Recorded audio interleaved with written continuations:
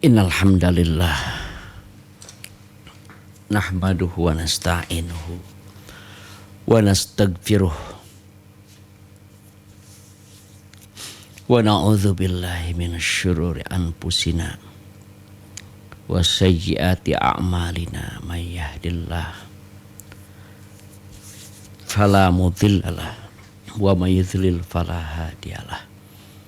Asyhadu an la ilaha illallah wahdahu la syarikalah wa asyhadu anna Muhammadan abduhu wa rasuluhu amma ba'du. Assalamualaikum. Waalaikumsalam warahmatullahi wabarakatuh. Sang Pak Asep di Cimahi. Damang Pak Asep. Alhamdulillah. Alhamdulillah. Kumaha Pak Asep?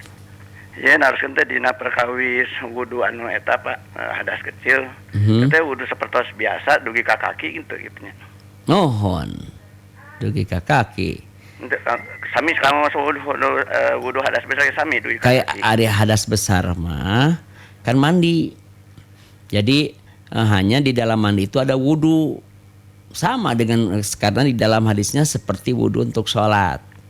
Ya, jadi seperti wudu biasa. Tapi di hadis yang lain ada disebutkan juga mencuci kakinya diakhirkan untuk mandi itu. Gitu. Nuhun Pak Ustaz. Mangga Pak Asep. Amin. Assalamualaikum. Waalaikumsalam warahmatullahi wabarakatuh. Ustadz, yang pertama yang dijelaskan tentang Wahabi dan Salafi. Kemudian yang kedua, apakah kita diharuskan bermadhab? Karena ada yang bilang kita harus mengikuti salah satu madhab. Ya, Wahabi itu nama ya, nama daripada istilah untuk faham ya yang paham dari Syekh Abdul Wahab. Syekh Abdul Wahab itu adalah seorang ulama di Mekah ya. Jadi seorang ulama yang punya semangat tajdid, yang melakukan pembaharuan, ya, meluruskan umat Islam ya pada Al-Quran dan Sunnah. Ya, itu pahamnya disebut Wahabi. Wahabi itu positif ya, enggak negatif seperti yang banyak diberitakan di kita. Ini perlu diluruskan. Kita harus hati-hati. Media di kita itu kan dikuasai oleh orang-orang kafir, sehingga ya sesuatu yang baik, sesuatu yang benar itu dianggap sesat, dan sebaliknya sesuatu yang salah dianggap benar. Nah, jadi ini positif Wahabi itu ya. Jadi faham yang berupaya untuk mengembalikan umat pada Al-Quran dan As-Sunnah. Itu ya. Kemudian sekarang kalau kita lihat ini dijadikan alat ya oleh kaum kafir itu untuk memecah belah umat Islam. Nah, sehingga ya disodorkan kepada kita agar umat Islam itu membenci ya paham Wahabi. Bahkan ya ada sekelompok umat Islam juga yang ya terbawa arus ya untuk membenci paham Syekh Abdul Wahab ini. Itu keliru, perlu diluruskan ya. Ya, sedangkan Salafi itu adalah ya sama, ini juga merupakan paham dari sekelompok orang yang berupaya ingin ya menyamakan cara ibadahnya dengan Nabi dan para sahabat ya.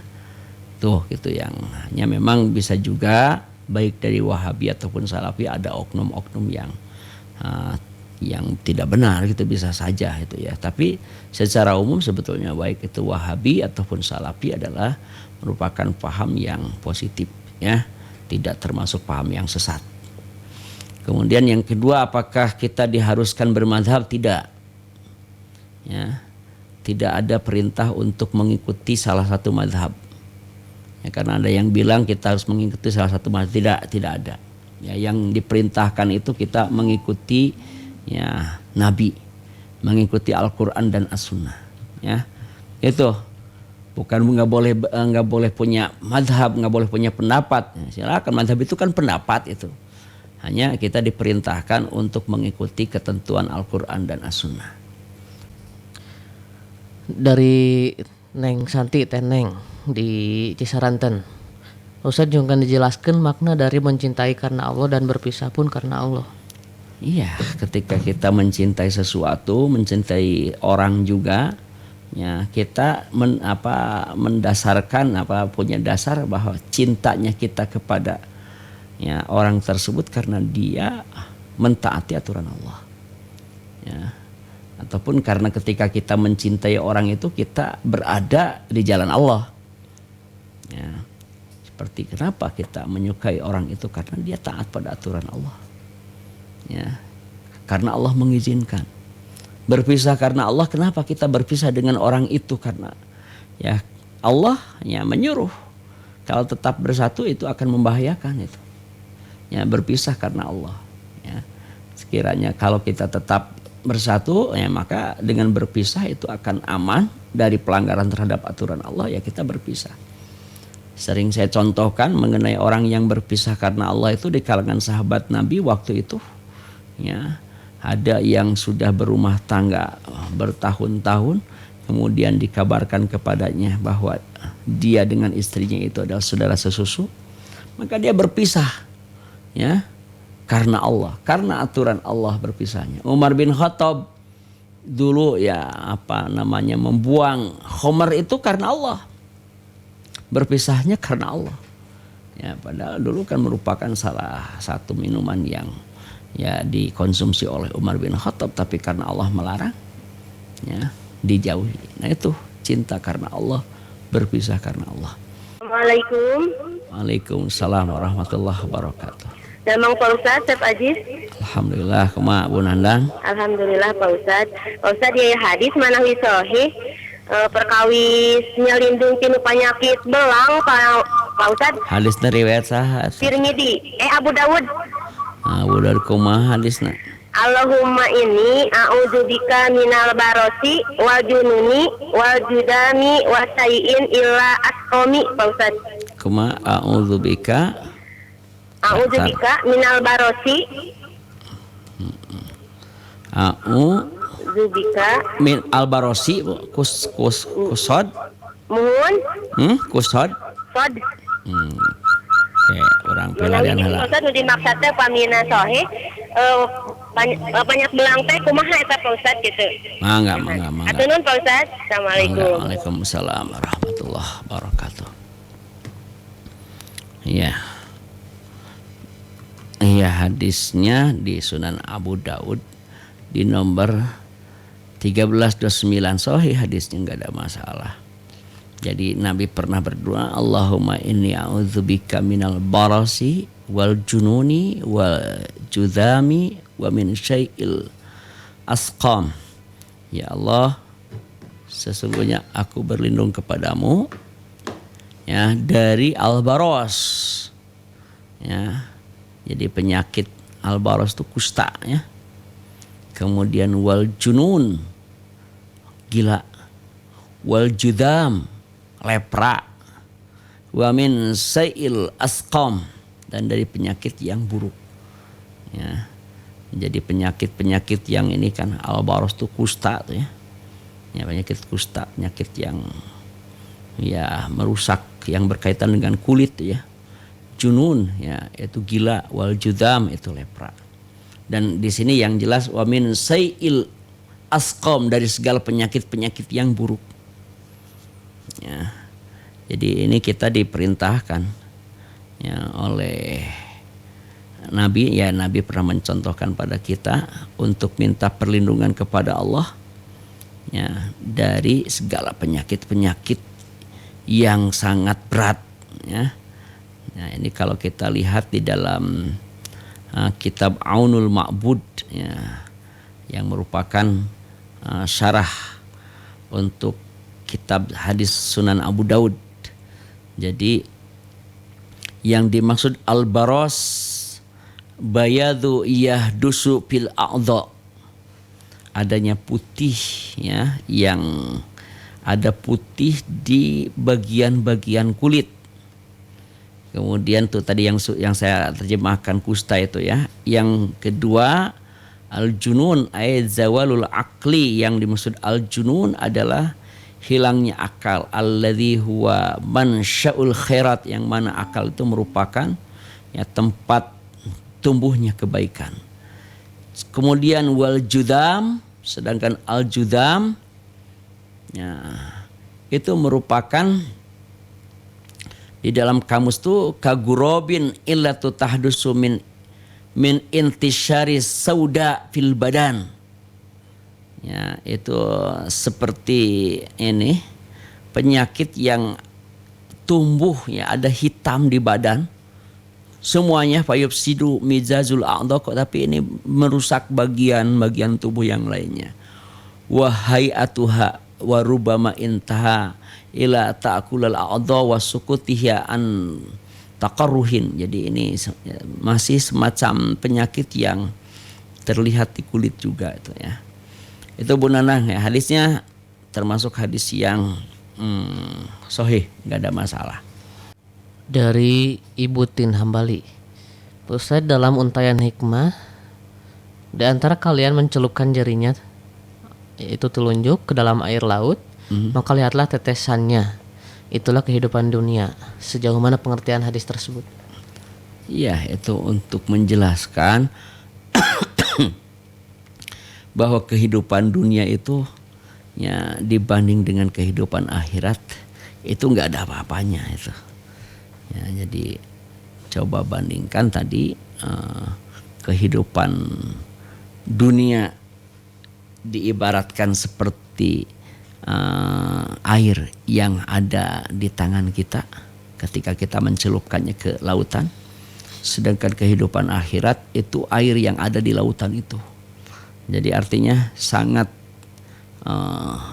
jauh sekali perbandingannya ya, mengenai kehidupan dunia dan kehidupan akhirat. Kata Rasul, mad dunya fil akhirah. Ya. Perumpamaan dunia dan akhirat itu illa kama salima yaj'alu ahdukum isba'ahu hadhihi fil yammi. Tiada lain itu seperti salah seorang di antara kamu mencelupkan jarinya ke lautan. Ya, fil yammi falyanzur bima yarji'u wa asyara bisababah. Lalu beliau hendaklah ia melihat apa yang menempel padanya, dan Nabi berisyarat pada jari telunjuk. Itulah kehidupan dunia. Ya. Sedangkan sisanya yang ada di lautan itu kehidupan akhirat. Itu adanya di sebetulnya bukan hanya di Musnad Ahmad, ya. Ya, jadi di ini juga di di Sahih Bukhari juga ada ini.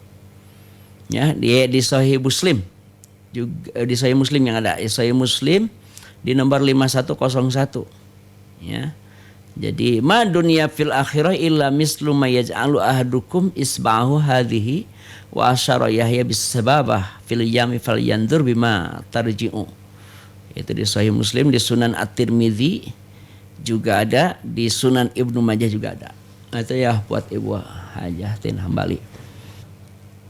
Dari Ibu Nuning Suminar, Ustadz, apakah termasuk syirik ketika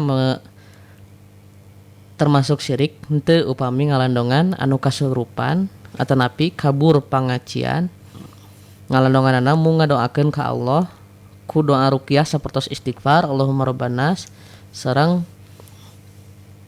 ieu kulhu palak binas. Ya, wadeng ge anu mun bade ngadoakeun mah anu dicontohkeun ku Nabi we, Allahumma rabbanas. Teu kedah nganu lain-lain lah nya. Atas nu ku Nabi dicontohkeun cekap ku eta oge. Ya, bae bade ngadoakeun nu ieu teu damang. Kalebet nu teu damang tadi stres tadi nya. Ya. Dari Imas di Majalaya, Pak Ustadz, saya seorang istri bukan janda, bukan saya seorang istri bukan janda. Bukan saya ditinggalin suami sudah 6 tahun. Begitu aja nggak dikasih nafkah lahir maupun batin. Saya mau mengajukan gugatan cerai ke pengadilan. Yang jadi pertanyaan saya, dalam hukum agama boleh gak kalau saya menikah sebelum keluar surat cerai dari pengadilan? Ya. Kalau misalkan apa namanya yang kita gunakan itu di perjanjiannya, itu kan di perjanjiannya dia mengadu ke pengadilan, kemudian pengadilan memutuskan. Ya, dari keputusan cerai itulah dihitungnya masa idah itu. Jadi sebaiknya itu diurusi dulu ke pengadilan agama, ya, kemudian nanti setelah dijatuhkan baru itu dihitung masa idah. Ya, jadi dihitung masa idahnya. Gitu ya. Sebab di dalam isi perjanjiannya kan begitu. Kemudian saya mengadukan ke pengadilan agama dan pengadilan agama menjatuhkan talak. Nah, itu isi perjanjiannya bisa jatuh talak tuh karena itu. Dari Rohmansyah di Baladewa, Pak Ustadz, dijelaskan surat ke-55 ayat 33. Surat 55 itu surat Ar-Rahman, ya. Ayat 33, ya. Ini ya ma'syaral jinni wal insi, wahai ya masyarakat jin dan manusia, ini stata'tum an tanfudhu min aqtaris samawati wal ar, jika kamu memang sanggup untuk menembus penjuru langit dan bumi, panfudhu, silahkan kata Allah. La tanfudhuna illa bisultan, maka kata Allah tidak akan ada yang menembusnya melainkan dengan kekuatan dari Allah. Ya, gitu. Tanpa ada ya kekuatan dari Allah, enggak akan ada orang yang bisa melakukannya. Gitu ya maksud di dalam ayat ini. Di Kopo, Pak Ustadz, apa artinya tazyin, tamani dan sadun? Tazyin itu ya penghiasan, itu dari kata zayyana, menghiasi. Jadi setan itu melakukan tazyin, menghiaskan yang amalan yang buruk kelihatannya seolah-olah baik, itu tazyin. Itu kalau tamani itu berangan-angan. Setan itu suka apa namanya membisikkan kita agar kita senang berangan-angan. Berangan-angan itu kita menginginkan sesuatu yang tidak mungkin gitu. Ya, seperti kita menginginkan kembali ke masa muda, ya nggak mungkin gitu. Nah, nggak ini itu ya. Yang jadi budak deui nyawa itu tamani itu namanya ya. Sedangkan sodun itu artinya menghalangi. Ya. Itu ya buat Bilqis di Kopo. Assalamualaikum. Waalaikumsalam warahmatullahi wabarakatuh. Damang Pak Ustaz, Pak Haji. Alhamdulillah kuma para panandang. Ya Pak Ustaz, yang dijelaskan di surat 31 surat Luqman ayat kagenep anu sabat lahwal hadis Pak Ustaz. Lahwal. Assalamualaikum. Waalaikumsalam warahmatullahi wabarakatuh. Lahwal hadis itu kemusyrikan. Ya. Jadi lahwal hadis itu kemusyrikan. Di dalam kitab-kitab tafsir dinyatakan ya yang dimaksud dengan lahwal hadis itu adalah hal-hal yang berbau kemusyrikan. Itu pandangannya. Jadi kalau di sini dikatakan wa minan nasi, di antara manusia mayyashtari lahwal hadis. Ada orang yang membeli kemusyrikan itu liyudhilla an sabilillah, untuk menyesatkan dari jalan Allah bighairi ilmin, tanpa dasar ilmu. Jampe-jampe yang jawokan gitu tah lawal hadis itu. Wa yatakhidaha huzwa, dan mereka menjadikannya sebagai bahan permainan. Ulaika lahum adzabun muhin. Mereka itu adalah akan mendapatkan siksaan yang menghinakan. Ya, ke SMS berikutnya sih. Upami nuju panyabaan tiasa tayamum. Sanos aya caya oge. Oh, kan tadi di Al-Qur'an disebutkeun tayamum itu untuk orang yang sakit walaupun ada air. Nu gering sok sanajan ayat cai kayak yang tayamum kan. Yang kedua orang yang safar walaupun ada air. Ya, yang ketiga orang yang tidak mendapatkan air walaupun sehat, walaupun tidak safar. Itu ya buat ibu ilah. Ya. Hanya sepanjang tidak sulit ketika kita safar, ya, kita tidak sulit dengan air. Ya. Ketika kita sakit juga kita tidak menjadi kesulitan kena air. Misalkan kita sakit apa? Nyeri waos, ya wudu itu sulit kan? Nah, wudu itu nyeri waos namun ku wudu nepi teu nepikeun ka jadi teu bisa wudu nya diwaoskan itu. Dari Ibu Sri di Cibiru. Ustaz, yang dimaksud laki-laki boleh menikahi perempuan ahli kitab dalam Quran surat ke-5 ayat 5.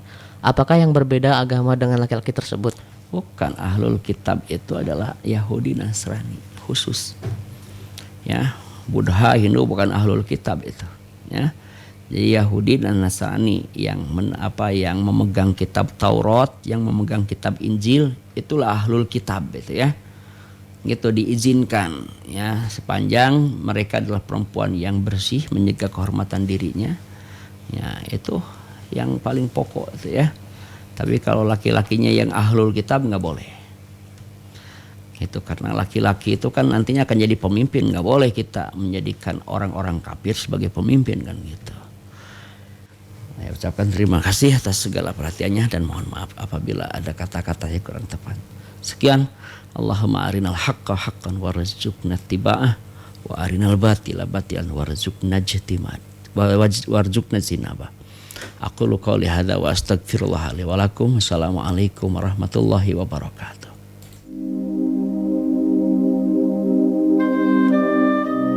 Terima kasih Soib Kosmo telah mendengarkan Jalan Surga. Semoga keimanan kita terhadap Allah Subhanahu wa taala bisa terus bertambah.